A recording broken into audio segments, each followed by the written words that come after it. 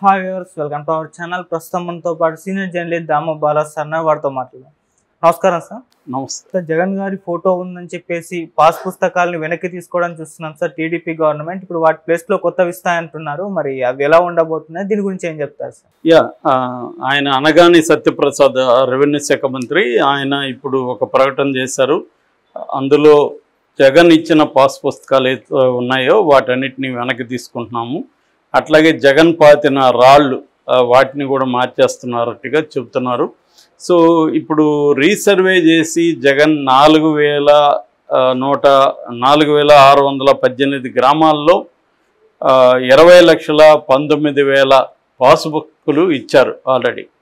So 20 లక్షల pass పుస్తకాలు వెళ్ళిపోయినాయి జనాల దగ్గరికి. దాని తర్వాత ఇంకొక 1,00,000 పాస్ పుస్తకాలు ఆల్రెడీ ప్రింట్ అయిపోయినాయి, వెళ్లాల్సి ఉంది. అయితే ఎన్నికల కోడ్ రావడంతో అది ఆగిపోయినాయి. అట్లాగే 74,65,000 అంటే రఫ్గా మనం 75 లక్షలు వేసుకోవచ్చు. 75 లక్షల సర్వే స్టోన్స్ రాళ్ళు కూడా పాతడం కూడా అయిపోయింది. ఇంకొన్ని రాళ్ళు పాతలేదు, అవి అట్లాగే ఎక్కడికక్కడ పడున్నాయి. వాటిని పెద్ద ఎత్తున ఆర్డర్ ఇచ్చి రాళ్ళను తయారు చేయించి చేశారు.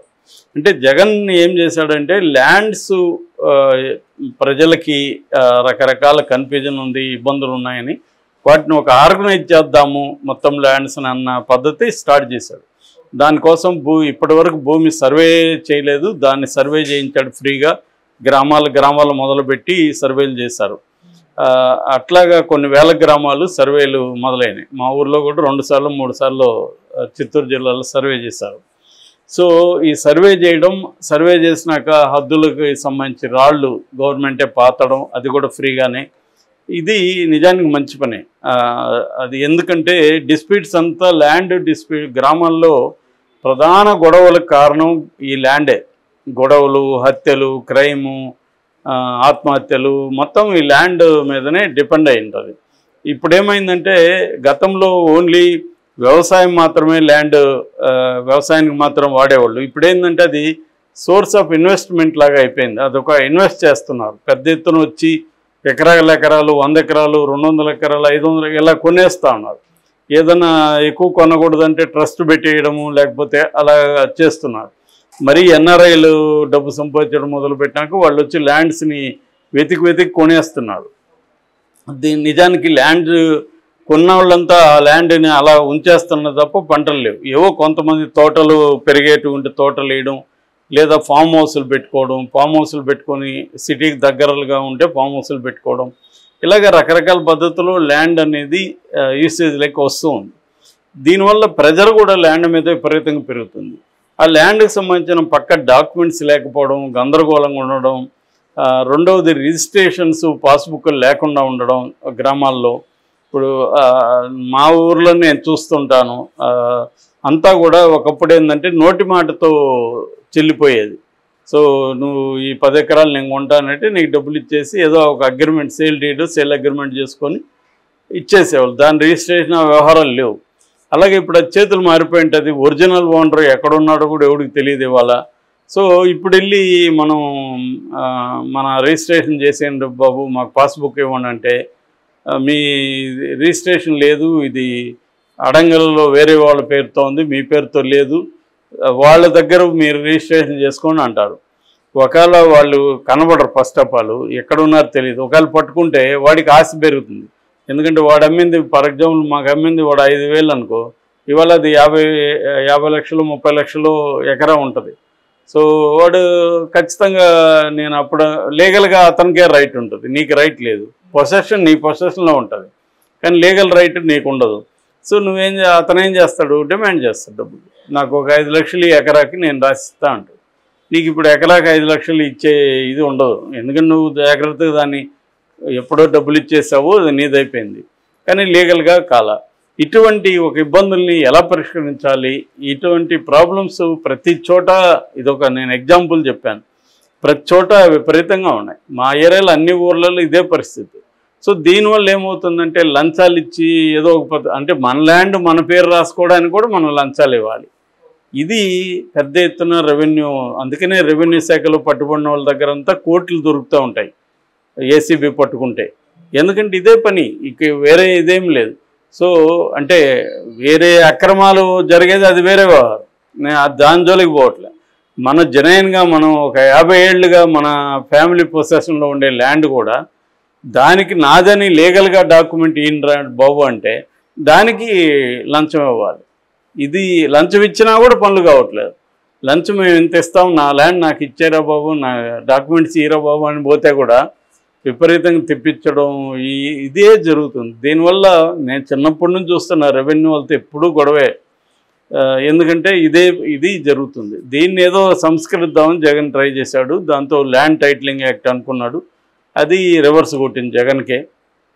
రివర్స్ కొట్టి దాన్ని ఉపయోగించి సక్సెస్ఫుల్గా ప్రశాంత్ కిషోర్ అడ్వైజ్ ఇచ్చాడు. ల్యాండ్ టైటిలింగ్ యాక్ట్ వల్ల జనం ల్యాండ్స్ని వైసీపీ లాక్కుంటుంది, జగన్ లాక్కుంటాడు, జగన్ ఒక భూబకాసులాగా చిత్రీకరించి పెద్ద పెద్ద యాడ్లు ఇచ్చి దాని మీద ఫోకస్ చేశారు. సో లాస్ అవర్షన్ అనే థియరీ ప్రకారం ఎవరికైనా మనకు ఉన్నది కోల్పోతా ఉంటే ఎక్కువ భయం కాబట్టి ఆల్రెడీ జగన్ చేసిన ఒక స్టూపిడ్ పని ఏంటంటే పాస్బుక్ మీద పెద్ద ఫోటో, నాదనుకో పాస్బుక్, నా ఫోటో కంటే జగన్ ఫోటో పెద్దదిగా వేయడం. ఆ పిచ్చి ఏంటో అర్థం కాదు. నా పాస్బుక్ మీద నా ఫోటో ఉండాలి, గవర్నమెంట్ స్టాంప్ ఉండాలి, అతని ఫోటో వేయడం ఏంటి? ఇప్పటివరకు ఏ ముఖ్యమంత్రి వేయలేదు. సో ఈ పిచ్చి పని అనేది చేయడం వల్ల కూడా జగన్కి రివర్స్ అయింది. అదేంటంటే దాన్ని భయపెట్టగలిగారు. చూడు అందుకనే వాళ్ళు జగన్ ఫోటో వేసుకున్నాడు, జగన్ రేపు లాక్కుంటాడు అని. సో మామూలుగానే గ్రామాల్లో ల్యాండ్స్ మీద రకరకాల కన్ఫ్యూజన్ ఉంది. సో దీనివల్ల ఖచ్చితంగా జగన్కి నష్టమైంది. అయితే ఇప్పుడు తెలుగుదేశం ఏమన్నా బెటర్గా చేస్తుందా? తెలుగుదేశం మళ్ళీ పాత పద్ధతిలో చేస్తుంది. తెలుగుదేశం దీన్ని ఏమన్నా ఈ సమస్యను పర్మనెంట్గా పరిష్కరిస్తుందా? పరిష్కరించదు. ఏ పార్టీ కూడా పరిష్కరించదు. ఎందుకు పరిష్కరించదు?